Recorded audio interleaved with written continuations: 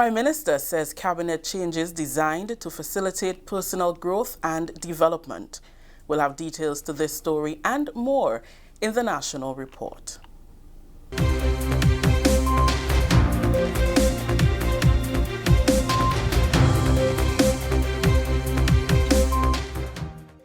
With the details to the news for Monday, September 14th, 2020, I am Rikisha St. Louis.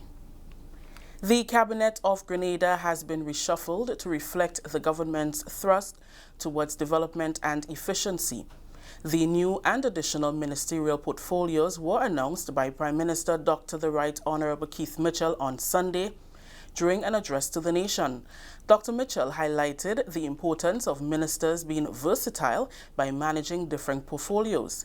The change in cabinet, he explained, is also geared towards enabling the government to become more efficient in handling the affairs of the state. We get more in this Abigail McIntyre report. The changes being announced now will enhance our ability to ensure the continued protection of our beloved country and its people. Sisters and brothers all, it is my firm belief that one of the greatest attributes of a successful leader lies not just in his accomplishments during his period of service, but also in the decisions taken to facilitate a smooth transition to new leadership. In other words, my friends, a true leader must have a sound succession plan that adequately prepares future leaders to seamlessly take over the reins of leadership. Therefore, it was with this futuristic thinking that this cabinet reshuffle has also been considered. Prime Minister Dr. the Right Honorable Keith Mitchell during an address to the nation on Sunday.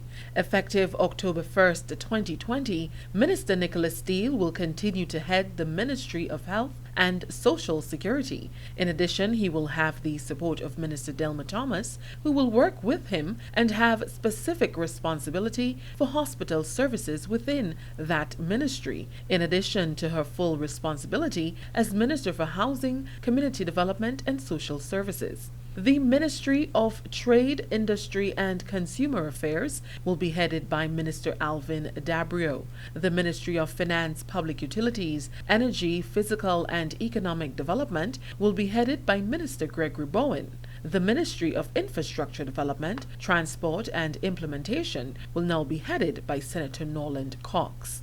Minister Oliver Joseph will head the Ministry of Foreign Affairs, International Business and CARICOM Affairs. Minister Peter David will head the Ministry of Agriculture, Forestry, Lands and Labour. The Ministry of Sports, Culture and the Arts, Cooperatives and Fisheries will be headed by Minister Yolande Bain Horsford.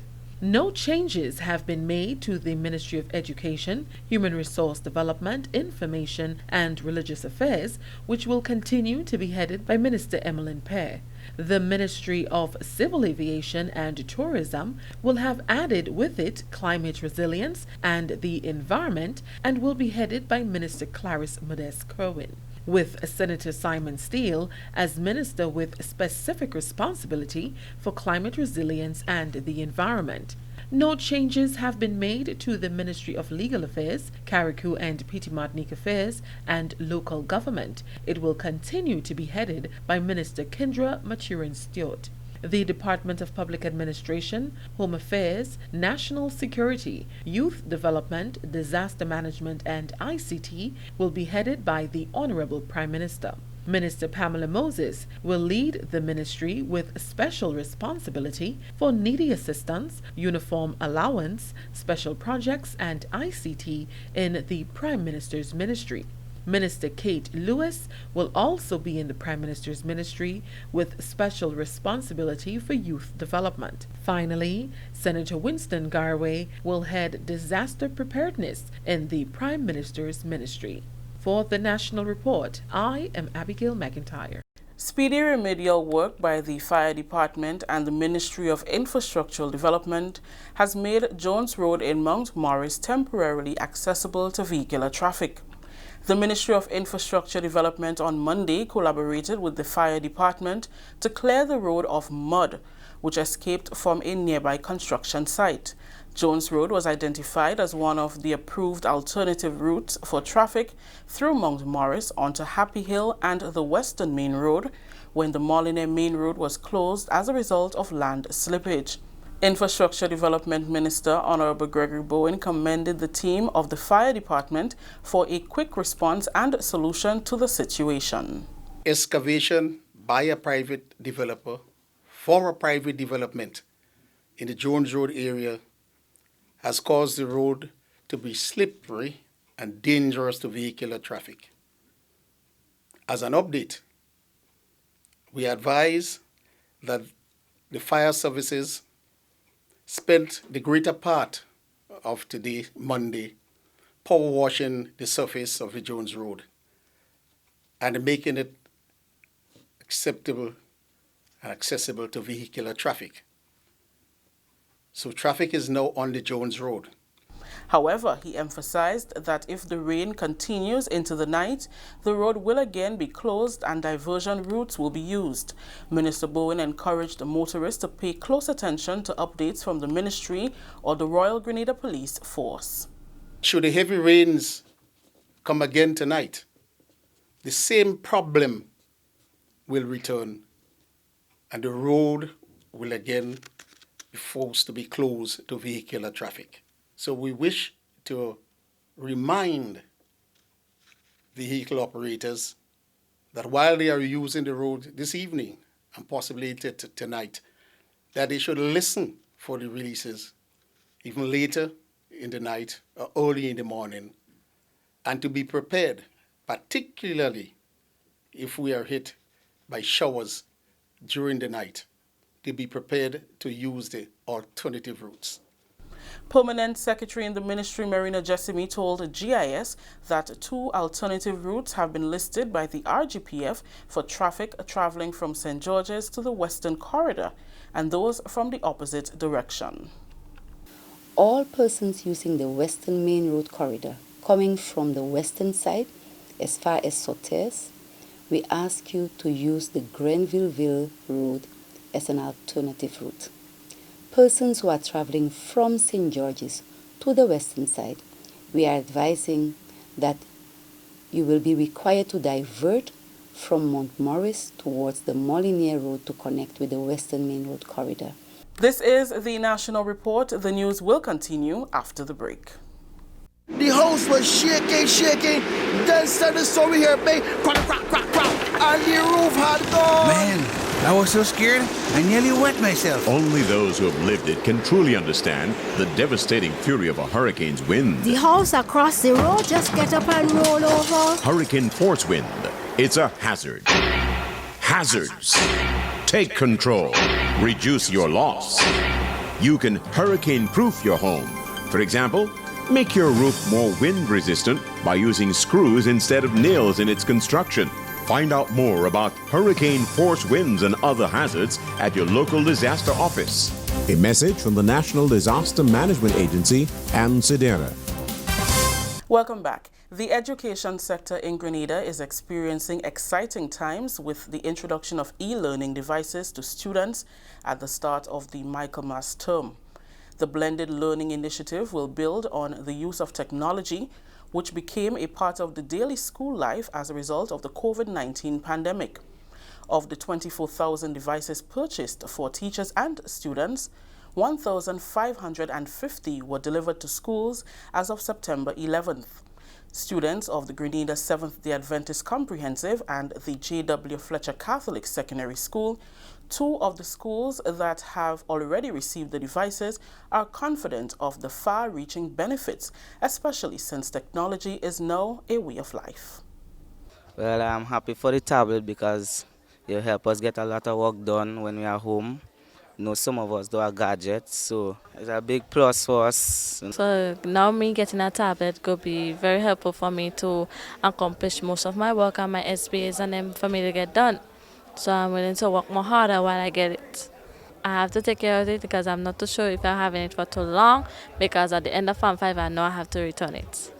First of all, it will be a great privilege so that children could have this e-learning tablet, because there are some students with no devices and that they have no means of getting on online studies and stuff. So that will be a great privilege and a good startup for them so that they can be access to the classes online and stuff.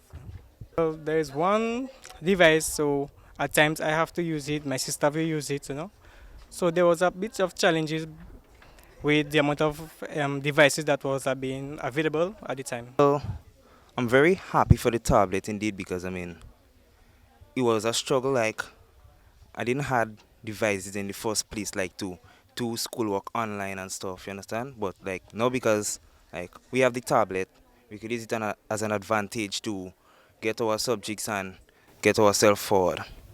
The Grenada government and by extension the Ministry of Education have been highly commended by parents who will be part of their child's learning experience during this process. I'm feeling happy, because knowing that she has to come to school and the books she has to carry to and from the school, it was rather forceful. It was very heavy for her to carry, and at least she will get some ease up as she proceeds to school on a daily basis. I would say that, because the children will be able to focus on their schoolwork, and knowing that they have such a device, it will keep them occupied and they will always be there learning and doing all their schoolwork and trying to do it on time. I am feeling thankful, it is a great help for the students overall, for the whole country, for them to have this special device. It's helped the parents to ease up on the spending of the books, and they have the device at home to do their work, with the internet, and they could communicate with each other and do their work on it very easily. So it's a great deal, it's a great help. Finally in the news, work resumes on Tuesday on Marrast Hill Main Road. The Ministry of Infrastructure Development started remedial work on the area last year, but it was put on hold to facilitate the flow of traffic during the Christmas holidays. The ministry recently rehabilitated the Mount Parnassus Road, which will be used as a diversion route for traffic during construction of the Marrast Hill Main Road. Permanent Secretary in the Ministry, Marina Jessamy, says heavy equipment are already on site, with work scheduled to commence on Tuesday. The over $300,000 project will be undertaken by Sunrise Construction Company Limited over a 2-month period. We know that this work was stopped around Christmas of 2019 to facilitate the traffic, but we used the time to rehabilitate the road at Mount Parnassus, as this is one of the major roads that will be used for traffic diversion. So at present we have equipment on site. We know that we have a weather system for the upcoming days, so we do watch that very carefully. But I want to inform that heavy equipment is already mobilized, and we hope to do the excavation from tomorrow. I would like to say thank you to the Chief Technical Officer, Ms. Andal, and her team, especially Mr. Peter Charles and his team, in facilitating this project, and we do believe that this project will be implemented on time. The expected duration is 2 months, and we're working very closely with the contractor to deliver on this project. More than 30 individuals will be employed during the 2-month period. That story just ended the national report for Monday, September 14th. Let's recap the top story. Prime Minister says cabinet changes designed to facilitate personal growth and development. On behalf of the entire news and production team here at the Government Information Service, I am Rikisha St. Louis saying thank you for joining us. Until next time.